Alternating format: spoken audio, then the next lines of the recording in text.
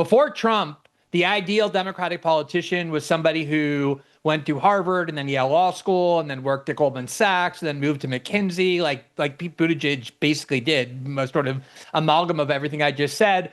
And they were just these very kind of effete, cosmopolitan people who oozed East Coast values and just grew increasingly separate from the ordinary American. And then you have Trump comes along, who, although he grew up very wealthy and became a billionaire and has lived a very kind of, flamboyant life, he always had this kind of resentment against the elites, partly from growing up in Queens and being looked down on by Manhattan elites, even once he was building the largest buildings, that always made him a man of the people. Like, even in his tabloid days in New York, he really resonated with, I remember one time he was always, in the news. And I remember him saying, when I lived in New York at the time, it was like in the late 80s, early 90s, he said, yeah, I go to the construction sites and the guys who recognize me that I'm really happiest about are like the construction guys. That's what real fame is. Like, he always wanted that kind of a connection. That's what he most valued, maybe because that's what he found easiest.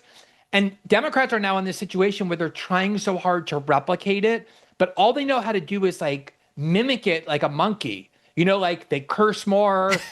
Like Chuck Schumer goes on, he's like, the bastards, which like they told him to do. Sometimes he like pretends to almost curse and he's like, God darn it. And he pretends like he's so angry that he just can't control himself. So true. And this is why they think Jasmine Crockett is appealing, because they think she is what Trump is. The problem is, among many, the one of the main problems is that it's all vapid when these Democrats are doing it. Like, what does Pete Buttigieg stand for, right? Trump came in with this whole, very aggressive, assertive, huge personality, didn't abide by any of the comportmental limits or rules that politicians used to be forced to abide by.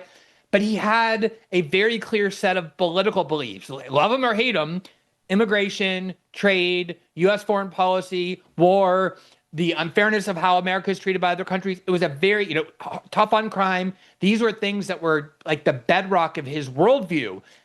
Tell me what Jasmine Crockett or Pete Buttigieg believe in that's even remotely on the same level of conviction, aside from social issues like culture war. Themselves. Yeah, Themselves.